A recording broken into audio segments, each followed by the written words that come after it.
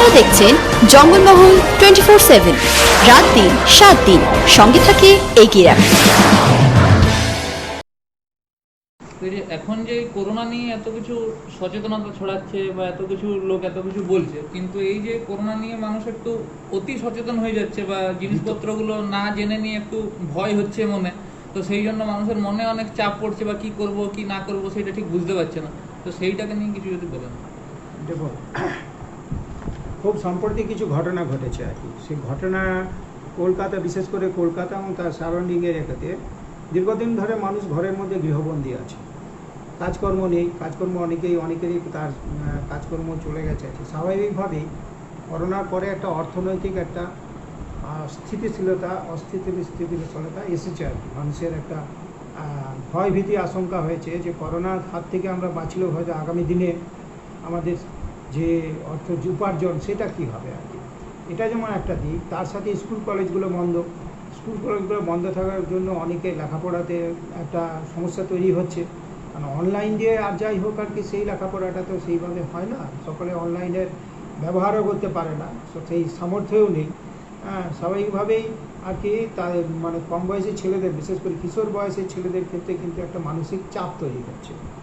আমি একজন চিকিৎসক হিসেবে যেটা বলতে চাই আর কি, যে আমিও অনেক পেশেন্টের মধ্যে দেখছি আর কি, যারা বিশেষ করে ওই 15 থেকে 22 বছর এইরকম এজের মধ্যে প্রচুর ছেলেমেয়েরা আসছে, যারা বলছে যে রাতে ঘুম হচ্ছে না, সারা রাত এদিক ওদিক মানে ছুটে বেড়ানোর মতো, মা বাবারা যেটা বলছেন আর কি, ক্ষিপ্ত একটা মানে ভাব, ইরিটেবিলিটি আর কি, মানে উত্তেজিত ভাব, সবসময় কথা বললেই বিরক্তি ভাব, সেটা যেমন হচ্ছে আর কি। এবং কখনো কখনো আর কি খিদে কমে যাচ্ছে, দুর্বল হয়ে যাচ্ছে, বমি করছে, এরকম একটা হচ্ছে। অর্থাৎ এইগুলো একটা মানসিক চাপ থেকে তৈরি হয় আর কি। মানসিক চাপ আমরা বললাম, একদিকে যেমন বাবা মাদের হচ্ছে যেমন উপার্জনের ইয়েটা কমে যাওয়া, দ্বিতীয় যেটা হচ্ছে যে ছেলে মেয়েদের লেখাপড়াটা ঠিকমতো তাদের মধ্যে পৌঁছাচ্ছে না, এবং তারা আগামী ভবিষ্যতের কথা চিন্তা করে তাদের উপর মানসিক চাপ তৈরি হচ্ছে। তার সাথে আবার যেটা হচ্ছে যে কিছু কিছু মিডিয়াতে আবার দেখা যাচ্ছে কি যে এই সমস্ত জন্য তারা করলে তারা খুব মানে নিজেদেরকে মনে করে। আমি সেটাকেও ঠিকই করি। যেমন খুব সম্প্রতি বোম্বেতে এক অভিনেতা মারা গেছেন আর কি, সুইসাইড করেছেন। সেটাকে কেন্দ্র করে যেভাবে মিডিয়াগুলো উঠে পড়ে লেগেছেন আর কি, যে তারা কীভাবে মারা গেছে, তার সাইকো অ্যানালাইসিস করছে, তার এগুলো না করলেই ভালো হতো।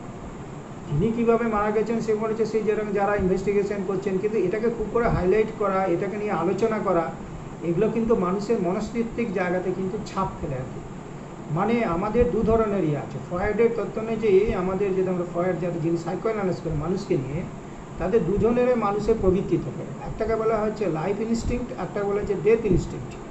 লাইফ ইনস্টিংক্ট যেটা বলা হচ্ছে মানে জীবনকে বাঁচিয়ে রাখার জন্য যে লড়াই করা আর কি, এবং মানবিক গুণগুলোকে সেখানে প্রকাশ করা, মানুষের যে বিভিন্ন রকম থাকে, দয়া, মায়া, ভালোবাসা, প্রেম, প্রীতি, অর্থাৎ মানুষের সাথে বন্ধন করা, যেটা মানুষ নিজেকে বেঁচে রাখার জন্য যে নিজের যে ইয়েগুলোকে ব্যবহার করে, গুণগুলোকে ব্যবহার করে। যেমন একটা মানুষ হয়তো দেখা যাচ্ছে সে রাস্তায় যেতে যেতে হয়তো দেখা গেল যে একটা জায়গাতে একটা বসে সোজা রাস্তায় চলতে চলতে দেখলো যে সেখানে একটা কাটা ঝোড় আছে, তো সেখানে গিয়ে সে থেমে যাবে বা সেখান থেকে এসে ফিরে আসবে, কিংবা সে হয়তো বলবে আর আমার যাওয়া থেকে এখানে আমার শেষের রাস্তা। সেটা না, আমাকে দেখতে হবে সেই কাটা ঝোড় বা গর্ত, সেটাকে আমাকে কী করে ওভারকাম করে আমি সেটাকে বেরোতে হবে। অর্থাৎ মানুষের লড়াইটাকে সেই জায়গায় নিয়ে যেতে হবে।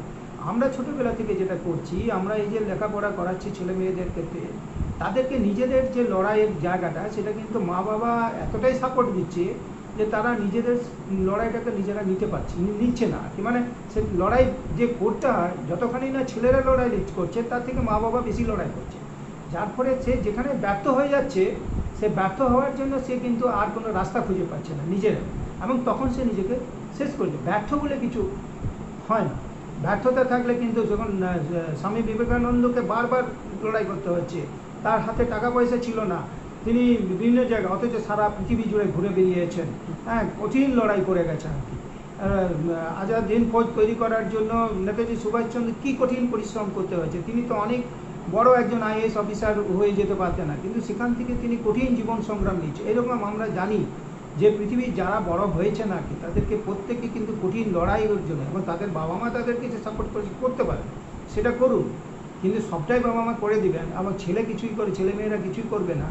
এই যে ছেলেমেয়েরা কিছু না করছে, তারা ব্যর্থতাকেই জীবনের হতাশা এবং তার থেকে নিজেকে শেষ করে দেওয়ার একটা ইয়ে করছে। নিজের লাইফ বেঁচে থাকার জন্য এই লড়াই করার যে তাগিদটা, যেটা আমরা খুব সম্প্রতি আইআইটির অত বড় একজন ইঞ্জিনিয়ার, যিনি আমেরিকাতে চাকরি হারিয়ে ফিরে এসে নিজের সমস্ত পরিবারটাকে নষ্ট করে দিলেন, এত বড় একজন ইঞ্জিনিয়ার, তিনি কি ফিরে দাঁড়াতে পারতেন না? তার হাতে যে ডিগ্রি আছে, তার হাতে তো কাজ করার মতন মানসিকতা ছিল আর কি, কিন্তু সেই লড়াইটা তিনি গ্রহণ করলেন না। কারণ তিনি তার রাস্তা দিয়ে চলতে চলতে যখনই ব্যর্থ হবেন, সেই ব্যর্থটাকে ওভারকাম করে তিনি আবার নতুন জীবনে এগিয়ে যাবেন। এটাই মানুষের ইয়ে হবে, এটা হচ্ছে লাইফ ইনস্টিংক্ট।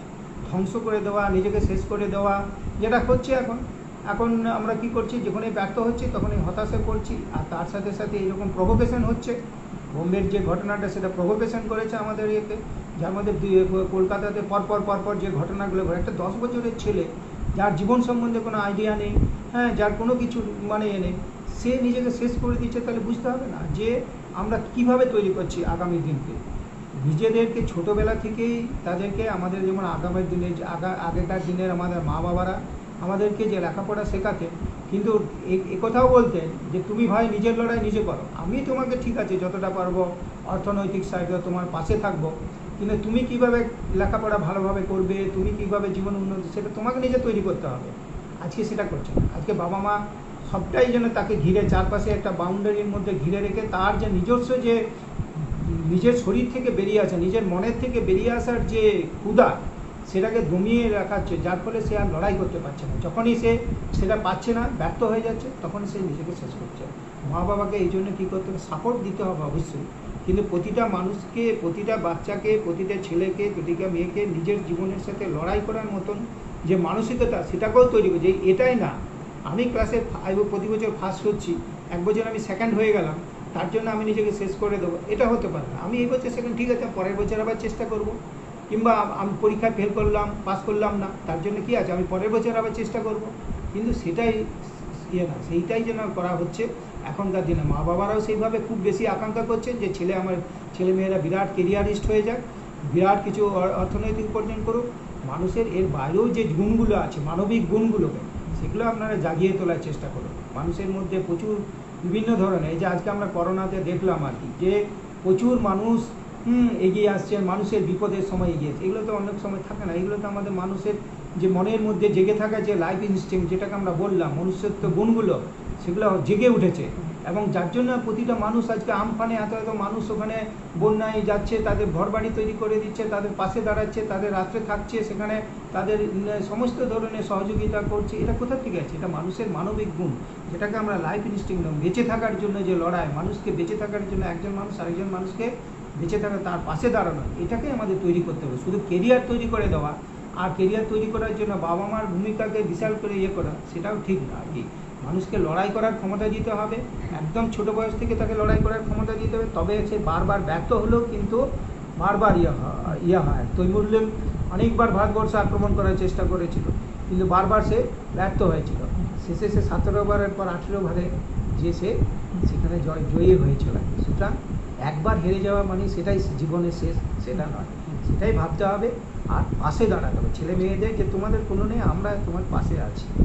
আর প্রতিটা মানুষকেই তার জীবনে ইয়ে আসবে, ঝড় আসবে, সেই ঝড় ইয়ে আমপানে যে এত মানুষ ক্ষতিগ্রস্ত, তাহলে তারা কি সবাই নিজেদের জীবনকে শেষ করে দিয়েছে? তারা তো প্রতি মুহূর্তে লড়াই করছে। হ্যাঁ, এই লড়াইটা চালিয়ে রাখতে হবে। আর এই যে মানে ডিপ্রেশন বা অ্যাংজাইটি, এই জিনিসগুলো যে একটা রোগ, মানে একটা যে মাঝে মাঝে যে অনেকটা জেনেটিক ডিসঅর্ডারের ফলে হয়, মানে ডিসঅর্ডার ঠিক নয়, মানে ক্রসিং ওভারের ফলে জিনে কতগুলো জিনিস থেকে যায়, যার ফলে এই জিনিসটা হচ্ছে। এটা অনেক জায়গায় দেখছি। তারপরে এটাকে নিয়ে অনেক ভুলভাল খবরও রটানো হচ্ছে চারদিকে। তো মানে অনেকে আবার মানতেও চাইছে না যেন মেন্টাল হেলথটা অন্যরকম জিনিস, মানে মন খারাপ আর মেন্টাল হেলথ বা ডিপ্রেশন এই জিনিসগুলোকে একসাথে গুলিয়ে ফেলছে। এই জন্য বলা হচ্ছে যে অবসাদে আছে মানে সে পাগল, এই একটা জিনিস তৈরি করে। সেটা না, অবসাদ থাকার বলছে, অবসাদ জিনিসটা হচ্ছে আমাদের দুটো আছে আমাদের জীবনের আর কি। মানে একটা তো হচ্ছে যে আমরা অতিরিক্ত উত্তেজিত হয়ে যাই, মানে বাইফোকাল বলা, মেন্টাল ডিসঅর্ডারটাকে আমরা বাইফোকাল বলা। একটা অংশ হচ্ছে যেখানে আমি অতিরিক্ত নিজের উপর খুব কনফিডেন্ট, হ্যাঁ, এতটাই ওভার কনফিডেন্ট। আবার একটাতে হচ্ছে ডিপ্রেশন, এই যে একটা বাইফোকাল মুড বলা হয়, এটাকে মুড ডিসঅর্ডার, এটাকে আমরা বলি সাধারণভাবে মুড ডিসঅর্ডার বলি। যেখানে কখনো কখনো দেখা যায় যে ও অঙ্কটা ওই অঙ্কটা কিছু নয়, এর থেকে বড় অঙ্ক আমি করে দেবো, এই যে ওভার কনফিডেন্ট, সেটা যেমন একদিকে আছে, তেমনি আরেক দিকে কী আছে, সামান্য একটা যোগ্য তৈরি একটা হয়তো ক্যালকুলেশনের একটা এত অঙ্ক যেমন হয়তো ক্যালকুলেশন করে ডিপ্রেশন হবে, এটা অনেক সময় ঘোরাফুরি করে, এর মাঝে আমাদের নিউট্রাল জায়গায় দাঁড়িয়ে থাকে। তো আমাকে সেই জায়গাটাকে ইয়ে করতে হয়। এখন ডিপ্রেশন হওয়ার অনেকগুলো কারণ আছে। মেন্টাল ডিপ্রেশন বা ডিপ্রেশনটা কখনোই সেই অর্থে মেন্টাল ডিসঅর্ডার বলা আছে না। মেন্টাল ডিসঅর্ডার মানে আর্লি স্টেজে ডিপ্রেশন অনেক কারণেই হতে পারে আর কি। ডিপ্রেশন একজন কেউ হয়তো তার রিলেটিভ হয়তো মারা গেল, তার থেকে সে হয়তো এটা হচ্ছে সাময়িক ডিপ্রেশন আর কি, সাময়িক কোনো একটা ডিপ্রেশন। একটা হয়তো স্কুলে গেলাম আমি বা কলেজে যাচ্ছি, যেখানে পড়াশোনা করছি, সেখানে হয়তো একটা কিছু ইনসিডেন্ট ঘটলো, তার জন্য কিছু ইনসিডেন্ট হলো, আমি যাকে খুব বেশি ভালোবাসি সেখান থেকে যদি ধাক্কা এলো, তাদের একটা ডিপ্রেশন আসে। এরকম ডিপ্রেশনের বিভিন্ন ধরনের কাজ আছে, যাকে বাবা মার কাছ থেকে কোনো বকাঝোকা পেলে তার থেকে ডিপ্রেশন আসতে পারে আর কি, বন্ধু বান্ধবের কাছ থেকে আঘাত পেলে তার থেকে ডিপ্রেশন আসতে পারে। এগুলো সাময়িক, এগুলোকে আমাকে খুঁজে বের করতে হবে যে আমার ডিপ্রেশনের কারণটা কী। আমি যদি কারণটাকে আইসোলেটেড করতে পারি যে কী কারণে আমার ডিপ্রেশনটা হচ্ছে, তাহলে কিন্তু আমার সেখান থেকে আমি বেরিয়ে আসতে পারবো। আর যেখানে আমি বেরিয়ে আসতে পারি সেখানে বিভিন্ন রকম যে আমরা মানসিক ডাক্তারবাবু যারা আছেন তাদের কিছু ওষুধ দেন, সাময়িক ওষুধগুলো খেলেও কিন্তু অনেক সময় ডিপ্রেশনের হাত থেকে মানে। কিন্তু ডিপ্রেশনের জন্য যেটা আমাদের সবচেয়ে বেশি দরকার, যে আমি যদি নিজেকে চিন্তা ভাবনা করি যে এই যে আমার ডিপ্রেশনটা হচ্ছে এটার কারণটা কী, এটা যে খোঁজার চেষ্টা করবে এবং মূল জায়গাটা এর জন্য যেটা করতে হবে, বন্ধু বান্ধবদের সাথে আরও বেশি করে মেলামেশা করে, যেটা এখন একটা অসম্ভব হয়ে গেছে অনেক সময়। এটার জন্য আবার ডিপ্রেশন হচ্ছে বেশি এবং এই ঘটনাগুলো ঘটছে। তারা বন্ধু বান্ধবদের সাথে শেয়ার করতে পারছে না তার যে কষ্টগুলো। আমি যদি আমার জীবনের কষ্টটাকে যদি আমি শেয়ার করতে পারি, আরও 5 জনকে বলতে পারি, তাহলে আমার ডিপ্রেশনটা কেটে যায়। কারণ কি, সেই বন্ধু বান্ধবরা আমাকে রাস্তা দেখাতে পারবে। যদি বন্ধু বান্ধব না থাকে, আমি আমার মা বাবার কাছে আমার সমস্যাটা বলতে পারি, মা বাবার কাছে যদি সমস্যাটা বলতে পারে, মা বাবা আমার পাশে দাঁড়াবে। অর্থাৎ ডিপ্রেশনের সময় আমার বন্ধু দরকার, সে মা বাবা হতে পারে, বন্ধু বান্ধব হতে পারে, যে কেউ হতে পারে, যার কাছে আমি আমার কারণটাকে বললে সেই কারণটা তারা আমাকে বিভিন্নভাবে উপদেশ দিয়ে আমি সেটা মেনে চললে আমি কিন্তু ডিপ্রেশনের হাত থেকে রক্ষা করতে পারি। এবং এটা আমাদের একটা বড় সমস্যা, বিশেষ করে আমাদের মতন অর্থনৈতিক সামাজিক যে ইয়েগুলো রয়েছে তাতে ডিপ্রেশন প্রচুর লোকের হচ্ছে। এবং আজকের দিনে শুধু এখানে না, ভারতবর্ষে শুধু না, আমেরিকাতে ডিপ্রেশন একটা বিরাট ব্যাপার আছে। কারণ এই যে আমরা বললাম যে আমাকে ফার্স্ট হতে হবে, ফার্স্ট ছাড়া আর জীবনের আমার কোনো লক্ষ্য নেই, আমাকে ডাক্তারই হতে হবে, ডাক্তার ছাড়া আর আমার কোনো জীবনের কোনো লক্ষ্য নেই। আমি যে মানুষটা যা হতে পারে, যে ছেলেটা যে হয়তো চায় আমি একজন ভালো শিক্ষক হব, তাকে অনেক সময় শিক্ষক হতে গেলে মা বাবা অনেক সময় না তোমাকে ডাক্তার হতে হবে, এই জিনিসটা ঠিক না। যার যেদিকে প্রতিভা আছে সেই প্রতিভা, যে খেলা ভালো করতে হবে তাকে খেলার দিকে দিতে হবে। জোর করে কোনো কিছু করতে গেলে কিন্তু, যেমন একজন হয়তো খুব বেশি পড়াশোনা করতে চায় না, তাকে যদি আমি জোর করে বলি তোমাকে 5 ঘন্টা পড়তে হবে, 8 ঘন্টা পড়তে হবে, সে তাতে জোর করে পড়াশোনা হয় না। সুতরাং মা বাবাকেও কিন্তু তাদের পাশে দাঁড়াতে হবে। এবং এইগুলো যদি না হয়, সেই জন্য বিশেষ করে যেমন মোবাইল নিয়ে একটা ঘটনা, যে মোবাইল না পাওয়ার জন্য, অনলাইন না পাওয়ার জন্য, সেটা বোঝাতে হবে তার কাছে। এবং সেইভাবে না বোঝাতে, এবং তার যন্ত্রণা বিশেষ করে কৈশোর বয়সে কিন্তু বাবা মাদিকে কিন্তু খুব বেশি তার বন্ধুত্বের মতন আচরণ করতে হবে, যাতে কিন্তু সে কখনোই না মনে করে যে আমার সমস্যাটা বাবা মা অন্য চোখে দেখছে। তাকে বাবা মাকে এটাই ভাবতে হবে যে আমার ছেলে মেয়ের সমস্যাটা আমার সমস্যা, আমি সেইভাবেই সমাধান করব। যার ডিপ্রেশন হয়েছে তাকে ইয়ে করতে কিন্তু বাবা মাকে সেই ডিপ্রেশনের কিন্তু অংশীদার হতে হবে। তেমনি যেটা আরেকটা আছে উল্টো দিকে, সিজোফ্রেনিক, যেটা আর কি আমরা ওভার এক্সাইটমেন্ট, সেটা আলাদা জিনিস, সেটা তো জন্য ওষুধ খেতে হবে বা সেইভাবে কাউন্সিলিং করতে হবে। দুটোর ক্ষেত্রেই কাউন্সিলিং আছে, সাইকো দরকার হলে কাউন্সিলারের কাছে যেতে হবে তার সমস্যা। মূল কথা হচ্ছে যে ডিপ্রেশনের কারণটা আমাকে খুঁজে বের করতে হবে, এবং সেটাকে সমাধান। তার মানে বলতে চাইছেন এই বয়সের যারা অবসাদে আক্রান্ত হচ্ছে তাদের কি মানে উচিত যে সামাজিক এই বাধাটা মেনে মানে নিজের অবসাদের কারণটা মানে উপযুক্ত লোককে জানানো হয়? ডাক্তার অবশ্যই। আরেকটা যেটা হচ্ছে, আমাদের ভালো ভালো বই পড়তে হবে। আমরা আজকে যেটা সবচেয়ে বড় সমস্যা করছি, আমরা বিভিন্ন রকম ওই টিভি মিডিয়া এবং হোয়াটসঅ্যাপে এমন কিছু ঘটনা, এই যেগুলো বোমের ঘটনাগুলোকে এমনভাবে ইয়ে করছে, এবং কিছু দেখাচ্ছি যে আমি কেন সুইসাইড করলাম, এরকম খবর দেখাচ্ছে। এগুলো বন্ধ করা দরকার। হ্যাঁ, এই যে বিভিন্ন রকম এই যে মোবাইলে কিছু কিছু খেলা আছে, যে খেলাগুলো দিকে সুইসাইড করছিল বা সুইসাইডের দিকে ঠেলে দিচ্ছিল, যে কি নাম আর কি, গ্লো হেলথ, তারপর আরেকটা যে কি সব, এই যে এইগুলো আর কি, এইগুলো কিন্তু আমাদেরকে ওই দিকে নিজের জীবন সম্বন্ধে অর্থাৎ এগুলো ডেথ ইনস্টিংক্টের দিকে ঠেলে দিচ্ছে, মৃত্যুর দিকে, ধ্বংসের দিকে ঠেলে দিচ্ছে। এইগুলো থেকে আমার মোবাইল ঘাটাটা আমাদের বন্ধ, মোবাইলকে কেবলমাত্র পজিটিভ স্বার্থেই কিন্তু ব্যবহার করতে হবে। আর যেটা হচ্ছে আমাদের অনেক ভালো ভালো বই আছে, আমরা যদি রবীন্দ্রনাথ পড়ি, আমরা যদি রবীন্দ্রনাথ এত জীবনের ডিপ্রেশনে এমনকি এও আমরা জানি একসময় রবীন্দ্রনাথ নিজেকে শেষ করে দিতে চেয়েছিলেন, সে কোথাও যে আত্মহত্যা করতে চেয়েছিলেন, কিন্তু তিনি সেখান থেকে ফিরে এসেছিলেন। এই যে ডিপ্রেশনটা তার এসেছিল, একদিকে তার সমস্ত ছেলেমেয়েরা মারা যাচ্ছে, তার স্ত্রী মারা যাচ্ছে, পরপর একটার পর একটা ঘটনা ঘটে যাচ্ছে, জীবন সম্বন্ধে তার ব্রিটিশরা এসেছিল বিভিন্ন জায়গাতে, তিনি নিজেকে শেষ করে দিতেছিলেন, কিন্তু সেখান থেকে আজকে পৃথিবীর একটা তেমনি প্রতিটা যদি আমরা এই সমস্ত মানুষদের কথা যারা লড়াই করে এগিয়েছেন তাদের জীবন সম্বন্ধে আমাদের জানা দরকার, তাদের বই পড়া দরকার, তাদের সাহিত্য পড়া দরকার, তাদের কবিতা পড়া দরকার। এগুলো পড়লে কিন্তু আমরা অনেক বেশি নিজেকে পজিটিভ অ্যাটিটিউড দেখলাম, এবং পজিটিভ অ্যাটিটিউড দিয়েই আমাদের ভাবতে হবে। নেগেটিভ অ্যাটিটিউড হলে সেটাকে আমরা দূরে সরে দেবো, কোনো রকম কোনো নেগেটিভ অ্যাটিটিউড দেখবো না। এবং সবচেয়ে হচ্ছে যে মোবাইলের কালচারটাকে এটা নেগেটিভ অ্যাটিটিউড দিয়ে গেছে, সেটাকে বন্ধ করা দরকার। ওয়ার্ল্ড হেলথ অর্গানাইজেশন একটা তথ্য বলছে যে মানে ভারতবর্ষ হচ্ছে মানে সবচেয়ে বেশি ডিপ্রেশনের বা অ্যাংজাইটির যেখানে লোক আছে সেটা হচ্ছে ভারতবর্ষে। প্রতি প্রায় 220 মিলিয়ন লোক নাকি ভারতবর্ষে ডিপ্রেশনে আক্রান্ত আর কি, মানে প্রতি 5 জনে 1 জন। তো তার মধ্যে বলছে অনেকজন বলছেই না, মানে পুরুলিয়ার মতো হয়তো জায়গায় যেখানে মানুষ মানে সূর্যগ্রহণে এত মানে খাওয়া দাওয়ার নিয়ে এত ইয়ে করছে, কুসংস্কার নিয়ে এত মেনে চলছে, বা গ্রামীণ এলাকায় যেখানে এই জিনিসগুলো সেরকম কোনো ব্যাপারই নয়, সেখানে মানসিক স্বাস্থ্যটা মানে কিভাবে গুরুত্ব পাবে? আমি বলবো যে আমাদের যারা আদিম প্রজাতি আছে, আমি এখানে যেহেতু সবর প্রজাতির কথা বলছি, সবর প্রজাতি আছে, বীরভর প্রজাতি আছে, প্রচুর আদিবাসী সমাজ আছে, যেখানে কিন্তু ডিপ্রেশনটা খুব একটা ইয়ে করে না। আমি ওদের সাথে কাজ করে দেখেছি, একটা অ্যাক্সিডেন্ট মানে এইরকম কোনো সুইসাইডের ডেথ, আমি সবরপাল্লা, আকারবাদ বলছি, লটপদা বলছি, এখানে কোনো সুইসাইডের ডেথ খুঁজে পাওয়া যায় না।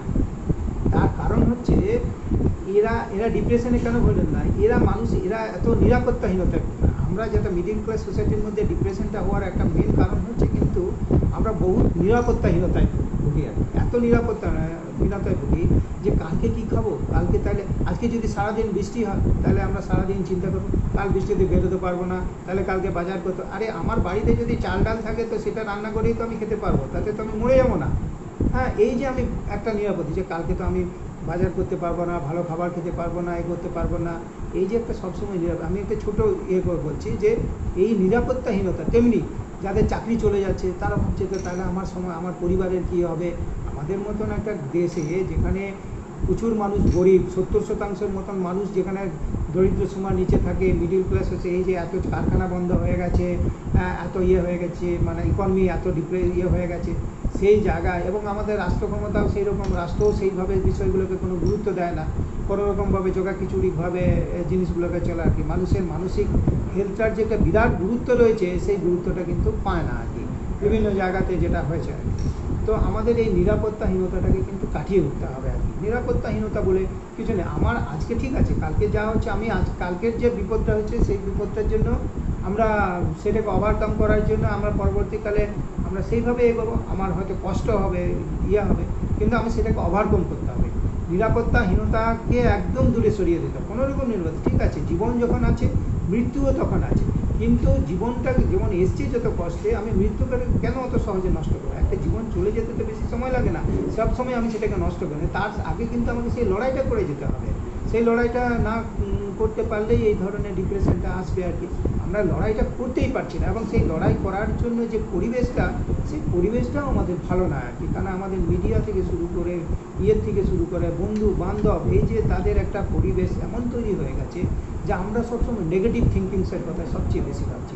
এই নেগেটিভ থিঙ্কিংস থেকে বা থেকে এই যে মানে খারাপ জিনিসগুলো থেকে আমাদের বেরিয়ে আসতে হবে, এবং সেই জন্য আমাদেরকে সবসময় কিন্তু পজিটিভ, তাতে কষ্ট হতে পারে, হতে পারে, আমি একবেলা খেয়ে থাকবো, ঠিক আছে, আমার একটা দিন ভালো, যেমন সূর্য যেমন প্রতিদিন সকালবেলায় উঠছে, রাত্রেবেলায় যাচ্ছে, তেমনি প্রতিটা মানুষের দুঃখের পরে, দুঃখ কষ্টের পরেই তার কিন্তু সেটি যদি লড়াই করে, তাহলে সে একটা জায়গায় কিন্তু কোনো মানুষ ব্যর্থতার পরে সে সাফল্য পায় না, এরকম মানুষ খুব, যারা সত্যিকারের যাদের লড়াই করেছে তারা কেউ ব্যর্থতার মুখ হয়তো দেখেছে, তার জন্য প্রচুর কষ্ট পেয়েছে, হ্যাঁ, কিন্তু তাই বলে সে উঠতে পারেনি সেটা না। টাটা বিড়লা থেকেও শুরু করে তাদেরও যদি আপনারা জীবনের যদি প্রথম দিকের গতিগুলো দেখেন আর কি, তারাও কিন্তু লড়াই করে আজকে কিন্তু ওই জায়গায় উঠে এসছেন। প্রতিটা মানুষকে কিন্তু সেই লড়াইয়ের জায়গাটা রাখতে হবে, এবং লড়াইয়ের মানসিকতাটা যদি না থাকে তাহলে ডিপ্রেশন আসবে, সেটা ভাবতে হবে আর কি। এবং আমাদের দেশের এই জিনিসটা ছোটোবেলা থেকে শেখানো হয় না আর কি, যে তোমাকে লড়তে হবে, তোমার কেরিয়ার তোমাকে তৈরি করতে, তোমার বাবা মা তোমাকে সাপোর্ট করবে, তোমার শিক্ষক শিক্ষক তোমাকে, বন্ধু বান্ধব সাপোর্ট করবে, কিন্তু নিজের রাস্তা তোমাকে নিজে খুঁজতে হবে এবং তার জন্য তোমাকে লড়াই করবে। এই জিনিসটা আমাদের এই মোরালিটিগুলো তৈরি করা হয় না বলে আজকে আমাদের ডিপ্রেশনের হার এত বেশি, অল্পতেই আমরা ব্যর্থ হয়ে যাচ্ছি, অল্পতেই আমরা নিজেদের শেষ করে